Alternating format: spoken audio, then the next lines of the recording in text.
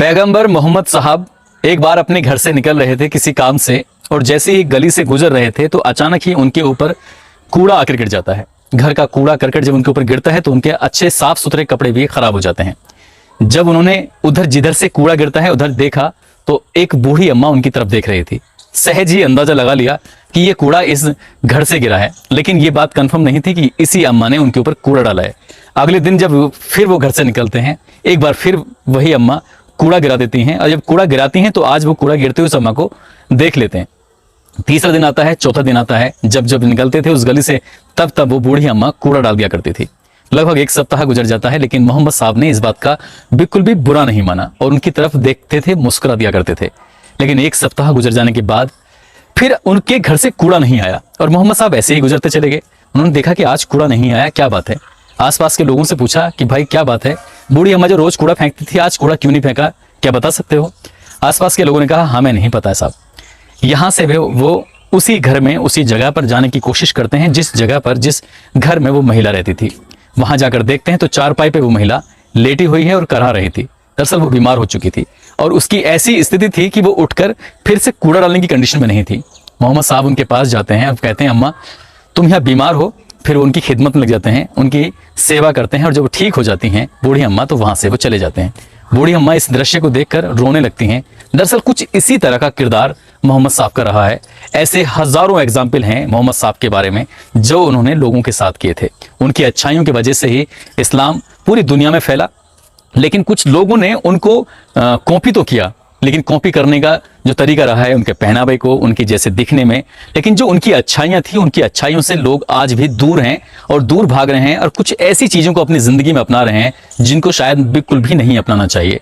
आज की सच्ची घटना भी कुछ ऐसे ही है, दिखने में तो बिल्कुल वैसे ही हैं, लेकिन उन लोगों ने जो कृत्य किया है उससे पूरा देश नहीं पूरी दुनिया शर्मसार हो उठी है कि हिंदुस्तान में भी कुछ ऐसे लोग रहते हैं। ऐसी खबरें हमेशा अफगानिस्तान और पाकिस्तान से तो आया करती थी, लेकिन हिंदुस्तान से जब ऐसी ही खबर देखने को मिली तो बड़ी संख्या में लोग इस घटना की निंदा करने पर मजबूर हो जाते हैं। विवश आदाब, नमस्कार, सत श्री अकाल। मैं उस्मान सैफी। आज की जो सच्ची घटना मैं आपको सुनाने जा रहा हूँ, ये सच्ची घटना है राजस्थान प्रदेश का एक जिला है उदयपुर और इसी जिले का एक थाना लगता है धानमंडी। बात कर रहा हूँ 28 जून 2022 की दोपहर लगभग 2 या 2:15 के आसपास का वक्त रहा होगा।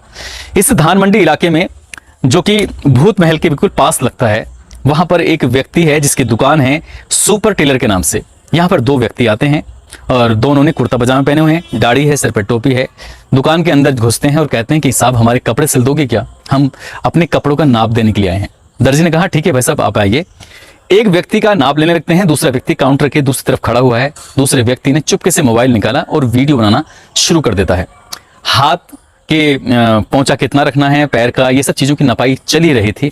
अचानक ही उसने अपनी आंटी से अपने छुपे हुए पजामे में से एक धारदार हथियार निकाला और निकालने के बाद उस पर ताबड़तोड़ वार करने शुरू कर दिए। जैसे ही ताबड़तोड़ वार करता है तो वो व्यक्ति रोता है, बिलबिलाता है, चीखता है, कहता है कि मुझे क्यों मार रहे हो, और अपने बचाने की अपील करता है। लेकिन इन दरिंदों ने अपने जो अंदर एक शैतान था उस शैतान को अपने ऊपर कुछ इस तरह से हावी कर लिया कि वो बिल्कुल भी नहीं रुकते हैं। और फिर लगातार एक व्यक्ति वीडियो बनाता है और दूसरा व्यक्ति लगातार हमले करता चला जाता है। इनका मकसद था इसको मारकर यहां से जाना। इसकी गर्दन को बिल्कुल अलग करने की कोशिश करते हैं। लगातार वो उस धारदार हथियार को चला ही रहे थे, लेकिन उस हथियार से उसकी गर्दन अलग नहीं होती है और इसके अलावा वो उसके सर पर, उसके पैरों पर, उसके हाथों पर लगातार वार करते चले जाते हैं। और वार करने के बाद अपनी जिस बाइक से आए थे उस बाइक से बैठते हैं और अपने चले जाते हैं। अभी तक इस बात का किसी को भी कानो कान खबर नहीं थी कि यहाँ पर धानमंडी में इतनी बड़ी वारदात हो चुकी है। यहाँ से सीधा बड़े जोश के साथ यहाँ से जाते हैं अपने घर और घर जाकर सोफे पे बैठकर एक वीडियो बनाते हैं और वीडियो बनाते हुए पे वो एक ऐलान करते हैं और ऐलान करते हुए बताते हैं कि हमने आज ये काम कर दिया है। पहला वीडियो जो कि उस दुकान का है, कत्ल होने का है। दूसरा वीडियो घर जाकर कि हमने ये काम किया है। और एक तीसरा वीडियो जो कि 17 जून 2022 को बनाया गया था, जिसमें अपना एड्रेस बताते हैं और चैलेंज करते हैं कि हम लोग ये करने वाले हैं। दरअसल 3 वीडियो सोशल मीडिया पर वो एक साथ वायरल कर देते हैं। कुछ ही मिनटों में ये वीडियो तेजी के साथ न केवल उदयपुर में था बल्कि राजस्थान प्रदेश की सीमाओं को पार करता हुआ हिंदुस्तान की सीमाओं को भी पार कर जाता है। ऐसा कौन सा मोबाइल था, ऐसी कौन सा प्रदेश था, ऐसा कौन सा देश था जहां पर ये वीडियो तेजी के साथ वायरल नहीं होता है। ऐसे वीडियो हमेशा ज्यादातर पाकिस्तान से या अफगानिस्तान से तो वायरल होते थे, लेकिन हिंदुस्तान के अंदर से ऐसा वीडियो वायरल हो रहा था तो लोगों के लिए सवाल था। लेकिन जैसे ही पता चलता है कि कहां पर किसका मर्डर हुआ है, तो पता चलता है कि एक सुपर टेलर के नाम से एक कन्हैया लाल है। उस कन्हैया लाल बहुत ही सीधा साधा व्यक्ति है, बड़े दिलवाला है, आसपास के लोग बड़ी उसकी रेस्पेक्ट करते हैं। उसका वीडियो वायरल हुआ था। जैसे ही लोगों को पता चलता है कि उसका वीडियो वायरल हुआ है, तभी लोगों को उस पुराने दिन, जो भी हफ्ते 15 दिन पहले गुजरे हैं, वो बात याद आने लगती हैं। वो बात ही कुछ ऐसी थी जिसको देखकर, जिसको सुनकर लोगों को लग रहा था कि किसने कितनी गलतियां की हैं, आखिर इन गलतियों का खामियाजा इस सीधे व्यक्ति को क्यों भुगतना पड़ा। पुलिस इनकी तरफ गिरफ्तारी की तरफ लग जाती है, लेकिन साथ ही एक मामला और चल रहा था। हर व्यक्ति जानना चाहता था कि आखिरकार क्या मामला है, क्यों इस व्यक्ति को इतनी बुरी तरह से मारा है, क्या वजह है। और वजह कुछ इस तरह की थी कि मई का जो अंतिम सप्ताह है, उस अंतिम सप्ताह में एक टेलीविजन पर डिबेट चल रही थी। उसी डिबेट पर भारतीय जनता पार्टी की प्रवक्ता नुपुर शर्मा एक बयान दे देती हैं, और उस बयान में पैगंबर मोहम्मद साहब पर जो टिप्पणी करती हैं, तो उस टिप्पणी से पूरे देश में बवाल मचता है, बल्कि हिंसा भी फैल जाती है। और पूरे जो खाड़ी देश हैं, लगभग 13 देश एक साथ एक पायदान पे आ जाते हैं और वो कहते हैं कि हम हिंदुस्तान के सामान का बाइकाट करते हैं। यहाँ पर लोग धरना, प्रदर्शन, ये सब चीजें चल रही थी। हर जुमे के दिन कुछ ना कुछ बवाल चल रहा था, और इसी बवाल के बीच में पुलिस प्रशासन, सरकार की कोशिश थी कि कोई झगड़ा ना हो, कोई फसाद ना हो, कोई हिंसा ना हो, सब लोग सुकून से रहें, चैन से रहें। लेकिन एक घर ऐसा भी था, राजस्थान प्रदेश के उदयपुर जिले के धान मंडी इलाके का, जिसके घर का सुकून हमेशा हमेशा के लिए छिनने वाला था। दरअसल इस घर में 3 सदस्य रहते हैं। उसकी पत्नी यशोदा है, और उसका पति है कन्हैया लाल साहू, और उसका बेटा है 8 साल का, जो अभी बेचारा बच्चा है, उसको कुछ भी नहीं पता। पापा का एंड्रॉयड मोबाइल लेता है, और एंड्रॉयड मोबाइल लेने के बाद, क्योंकि आजकल के जो बच्चे हैं मोबाइल में ही सब कुछ, वो इतना मगन रहते हैं कि उन्हें पढ़ाई लिखाई, ये खेल कूद, इन सबसे दूर होते चले जा रहे हैं, और मोबाइल में ही ये सब इतना लग जाते हैं। उस 8 साल के बच्चे ने, उसे कुछ नहीं पता था कि वो क्या कर रहा है। एक पोस्ट आती है जो शायद व्हाट्सएप वगैरह पे थी या फिर किसी और चीज पर, उसने उसी पोस्ट को शेयर कर दिया, यानी कि कुछ लिखे बिना। यदि उसमें कुछ लिखा जाता, कुछ संदेश दिया जाता, तो इससे ये पता चलता है कि कोई बड़ा व्यक्ति इस काम को अंजाम दे रहा था। ये बात सच है कि एक छोटे से बच्चे ने उस पोस्ट को शेयर कर दिया, और इस पोस्ट से लगता था कि कहीं ना कहीं ये कन्हैया लाल नुपुर शर्मा का समर्थन कर रहा है। इतना होना था। 11 तारीख की ये वाकया है, ये 11 नहीं, ये जून के प्रथम सप्ताह का वाकया है। और जैसे ये पोस्ट सोशल मीडिया पर वायरल होता है, तो उदयपुर के लोगों को गुस्सा आने लगता है, और उदयपुर के लोग इकट्ठा होकर सीधा पहुंचते हैं कन्हैया लाल की दुकान पर, सुपर टेलर के पास जाते हैं, जाकर कहते हैं कि तुम्हें शर्म नहीं आती, तुमने नुपुर शर्मा का समर्थन किया है, हमारे हुजूर किसान में गुस्ताखी की है, तुम्हें ऐसा क्यों किया। वो कहते हैं कि साहब मुझे तो मोबाइल चलाना भी नहीं आता, मैंने तो ऐसा कुछ भी नहीं किया है। ये लोग जाते जरूर हैं, और उसके बाद उसकी जो पोस्ट होती है उसको डिलीट करवा दी जाती है। और यहाँ से कुछ लोग जाते हैं सीधा थाने में, और थाने में एक नाजिम नाम का व्यक्ति होता है, वो एक तहरीर देता है और मुकदमा दर्ज कर लिया जाता है। थाने से फिर फोन पहुंचता है इस कन्हैया लाल के पास। इससे कहते हैं कि कन्हैया लाल तुम जहां भी कहीं हो, सीधा थाने में आओ, और आपके खिलाफ एक FIR दर्ज की गई है। वो गरीब व्यक्ति, बड़े दिलवाला जरूर था, लेकिन गरीब है और लोगों के कपड़े सिलकर अपनी जिंदगी की गुजर बसर कर रहा है। उसे नहीं पता था कि उसके साथ ये सब क्या चल रहा है। सीधा थाने जाता है। थाने जाने के बाद वो पुलिस के सामने गिड़गिड़ाता हुआ कहता है कि साहब इसमें मेरी कोई गलती नहीं है, मेरे बच्चे ने इस पोस्ट को शेयर कर दिया था, और उस बच्चे को भी नहीं पता कि आखिरकार क्या मामला है। मैं उसके लिए आपसे हाथ जोड़कर माफी मांगता हूँ, मैं आप सभी से माफी मांगता हूँ। मगर पुलिस FIR दर्ज कर चुकी थी। पुलिस ने उसको गिरफ्तार किया, और गिरफ्तार करने के बाद कोर्ट में हाजिर किया। जैसे ही कोर्ट में हाजिर करते हैं, जज साहब के सामने पेश होते हैं, पूरी कहानी बताई जाती है। जज साहब को लगता है कि वाकई इसमें इसकी इतनी बड़ी गलती नहीं है, इसलिए उसको हाथों हाथ जमानत दे देते हैं, और जमानत पर वो रिहा हो जाता है। उसे कुछ सुकून तो मिल जाता है, लेकिन उसका अब जिंदगी का जो सुकून था वो कहीं ना कहीं छिनने वाला था, वो खत्म होने वाला था। दुकान पे आता है तो फिर लोगों का सिलसिला शुरू हो जाता है। वही दाढ़ी वाले लोग, वही टोपी वाले लोग, वही कुर्ता पजामा पहनने वाले लोग आते हैं, उसको धमकाना शुरू कर देते हैं। कभी 4, कभी लोग 2, कभी 6, कभी कुछ इस तरह से लोगों की संख्या आती है। तो वो वक्त तो आगे गुजरने लगता है, लेकिन किसी तरकीब से वो 21 जून तक तो काट लेता है। लेकिन अपनी हर बातें अपने घर पर शेयर करता था, और अपने कुछ ऐसे दोस्तों से शेयर करता था जिनसे क्या कुछ राहत मिल सके। उनसे कहता था कि मुझे रोज धमकी मिल रही है, दुकान खोलते हुए भी डर लगता है कि करूं तो क्या करूं, मेरी समझ में नहीं आता। तभी उसके एक खास ने, एक परिचित ने कहा कि तुम्हें परेशान होने की जरूरत नहीं है, तुम एक FIR लिखो, और एक प्रार्थना पत्र लिखो, और थाने में जाकर FIR लिखवाओ। SHO के पास जाता है, लेकिन SHO इस मामले को बिल्कुल भी गंभीरता से नहीं लेता। हालांकि रिपोर्ट तो दर्ज कर लेता है, लेकिन SHO की जो जिम्मेदारी थी, उस जिम्मेदारी से इतर वो कहता है कि ठीक है, परेशान मत हो, तुमने जो किया है उसका तो तुम्हें भुगतना ही पड़ेगा। और कुछ लोगों के संपर्क में जाकर आकर बातचीत करो, सब कुछ खत्म करने की कोशिश करो। लेकिन यहाँ जिम्मेदारी बनती थी पुलिस की, जो लोग धमकी दे रहे हैं उनके पास जाना चाहिए था, उन्हें धमकाना चाहिए था, और यदि वो फिर भी नहीं मानते तो उनके खिलाफ कोई कार्रवाई करनी चाहिए थी। ठीक वैसे ही जैसे क्या कन्हैया लाल के विरुद्ध एफआईआर दर्ज करके तुरंत उसको कोर्ट में हाजिर करने की पुलिस ने जो तत्परता दिखाई थी, मगर पुलिस ने जितने भी लोग धमकी दे रहे थे उनके मामले को गंभीरता से नहीं लिया। लेकिन कन्हैया लाल का जो डर था वो लगातार बना हुआ था, और कन्हैया लाल ने दुकान तो बंद कर दी और फिर अपने जो परिचित लोग थे, चाहे वो मुस्लिम धर्म से हों चाहे वो हिंदू धर्म से हों, उनके पास जाता है, जाकर कहता है कि लोग मुझे धमका रहे हैं और मेरे साथ कोई ऐसी अनिष्ट घटना ना हो जाए, इसलिए कुछ करो। और उसने जब लोग इकट्ठे होते हैं तो एक बाकायदा कुछ जिम्मेदार लोग बैठकर पंचायत करते हैं और उस मामले को हमेशा हमेशा के लिए रफा दफा करने की बात कर देते हैं। फिर 22 जून 23, 24, 25, 26 इस तरह से एक एक दिन गुजरने लगता है, और 27 जून तक उसकी दुकान लगभग 6 दिन तक बंद रहती है। और जब सब कुछ माहौल लगता है कि सब कुछ ठंडा हो चुका है, खत्म हो चुका है, तब वो अपनी सुरक्षा के लिए पुलिस के पास तो गया था, एक अपने दुकान में कैमरा भी लगवाया था ताकि उसको दुकान में आएगा तो कम से कम वो रिकॉर्ड हो जाएगा। वो कैमरा चल रहा है नहीं चल रहा है, एक छोटा सा कैमरा उस गरीब आदमी ने लगा तो लिया था, लेकिन उसका कोई अभी रिकॉर्ड सामने नहीं आया है।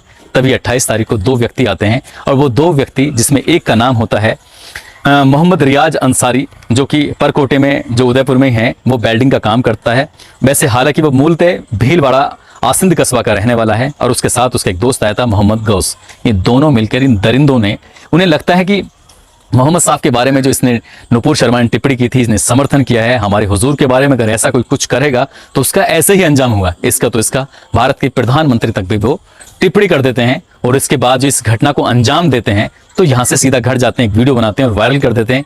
जैसे ही वीडियो वायरल होता है तो वो इन दोनों को तब जाके लगता है, तब इनकी आंख खुलती है, लगता है कि शायद कुछ बड़ा कांड कर दिया है। और क्योंकि ये बात बहुत तेजी के साथ वायरल हो जाती है, उनके चेहरे भी वायरल होते हैं, उनके नाम पते भी वायरल हो जाते हैं, और पुलिस उनको तलाश करना शुरू कर देती है। तो उन्हें लगता है कि शायद अब बचने की कोई उम्मीद नहीं है, इसलिए बाइक उठाते हैं और इधर उधर भागने की कोशिश करते हैं, अपने आप को बचाने की कोशिश करते हैं। लेकिन पुलिस ने मामले को गंभीरता से लिया, और गंभीरता से लेने के बाद इन आरोपियों को गिरफ्तार कर लिया। और गिरफ्तार करने के बाद जितना जोश इनमें वीडियो बनाने के दौरान था, जितना जोश, जितनी ताकत, जितने हिम्मत इनमें उस गरीब आदमी का, उस कमजोर व्यक्ति का कत्ल करने में ताकत थी, फिर वो ताकत, वो हैकड़ी, वो सब कुछ खत्म हो चुका था और वो बेकार हो चुका था। लेकिन तब तक पूरे देश में कह सकते हैं कि आग लग चुकी थी।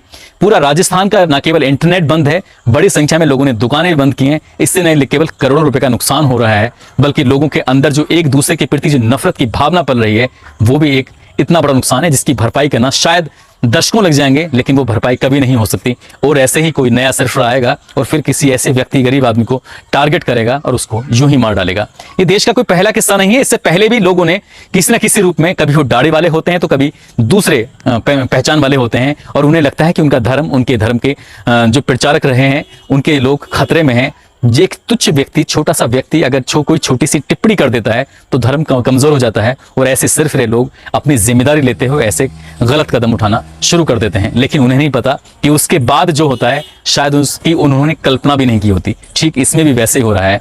जिसमें रियाज है, रियाज के 2 बच्चे हैं, उसकी पत्नी है, शायद वो भीख मांगने के लिए ही मजबूर होंगे, उनकी जिंदगी हमेशा सड़कों पे ही गुजरेगी। ठीक वैसे ही जो मोहम्मद गौश है, उसके भी परिवार के बच्चे ऐसे ही गुजरेंगे, क्योंकि इसमें राजस्थान सरकार ने कोशिश की है कि 1 महीने के अंदर अंदर एनआईए की जो रिपोर्ट आएगी उसके आधार पर इन आरोपियों को सजा दिलाने की पूरी कोशिश करेंगे। और उन्होंने भारत के प्रधानमंत्री और गृह मंत्री से भी अपील की है, राजस्थान प्रदेश के मुख्यमंत्री अशोक गहलोत ने, कि कम से कम समय में सजा दिलाई जाए, और जो भी ऐसे कदम उठाता है, चाहे वो किसी भी जाति, किसी भी धर्म का व्यक्ति क्यों ना हो, उसके खिलाफ कड़े से कड़े एक्शन लेने चाहिए। या पूर्व में भी किसी ने ऐसा काम किया है तो उसके खिलाफ भी कड़े से कड़े एक्शन लेने चाहिए। साथ ही हम लोगों की, आप लोगों की भी जिम्मेदारी बनती है कि कम से कम जो नफरत की बातें हैं, नफरत की जो भाषा है, उस पर कंट्रोल करने की कोशिश करें। किसी के बोलने से हमारा धर्म कभी कमजोर नहीं होता। धर्म इतने ही कमजोर होते तो ये धर्म आगे ही नहीं बढ़ते। और ऐसे कम पढ़े लिखे लोग, ऐसे जिनको जानकारी भी नहीं होती है, वो कुछ भी बोल देते हैं, इससे कोई फर्क नहीं पड़ता। मैं खाली अभी उन लोगों के लिए बोलूंगा जो लोग इस तरह की हरकत करके गए हैं, जो मैंने कहानी शुरू में सुनाई थी मोहम्मद साहब का किरदार कुछ अलग था। उनके जैसे बनने की तो कोशिश कर रहे हो, लेकिन असल में उनकी जो अंदर की आत्मा है, उनका जो असली किरदार है, उसको जीने की कोशिश करो। क्योंकि आपकी किताबें, आपके कुरान को कोई पढ़ने वाला नहीं है। आप क्या काम करते हो उसको लोग पढ़ेंगे। इसलिए अपना किरदार अगर तुमने संभाल लिया तो सब कुछ, दुनिया ठीक हो जाएगी, सब कुछ ठीक हो जाएगा। और एक को मारने से कोई समस्या का समाधान नहीं, बल्कि स्थितियां बिगड़ेंगे और आप अखबार, टेलीविजन ये सब उठा के देख लीजिए, पूरे देश में कहीं ना कहीं आग लगी पड़ी है। इसको बुझाने के लिए अच्छे लोगों को आगे आना चाहिए और जो गलतियां हुई हैं उसकी गलतियों की माफी मांगनी चाहिए। दोस्तों, इस घटनाक्रम को सुनाने का उद्देश्य किसी को परेशान करना नहीं है, किसी का दिल दुखाना नहीं है, बल्कि आपको जागरूक करना है, आपको सचेत करना है। इस तरह की अगर आपके इर्द गिर्द कोई लोग रहते हैं तो उनको समझाइए, उनका जो दिमाग है जो खराब हो रहा है उसको ठीक करने की कोशिश करिए और अच्छे से पूरी ईमानदारी, पूरी शिद्दत के साथ अपने अपने धर्म के हिसाब से प्रार्थना कीजिए, नमाज पढ़िए। इसका मतलब ये नहीं कि आप किसी को नुकसान पहुंचाएंगे। जाते जाते ये निजामुद्दीन अंसारी हैं बिहार से और बिजनौर के अब्दुल हमीद सैफी हैं। आज इनका जन्मदिन है। आपको जन्मदिन की ढेर सारी शुभकामनाएं, बहुत बहुत मुबारकबाद। साथ ही यूट्यूब पर शेखर सिंह, रहमत, प्रदीप कासवान, मोहम्मद महराज, चक्रवीर सिंह मैनपुरी से हैं, सोमवीर पाल संभल से हैं, मनीष कुमार प्रयागराज से हैं, मकसूद आलम दिल्ली से हैं और हरजेश उपाध्याय, सोनू कुमार और प्रिया जी।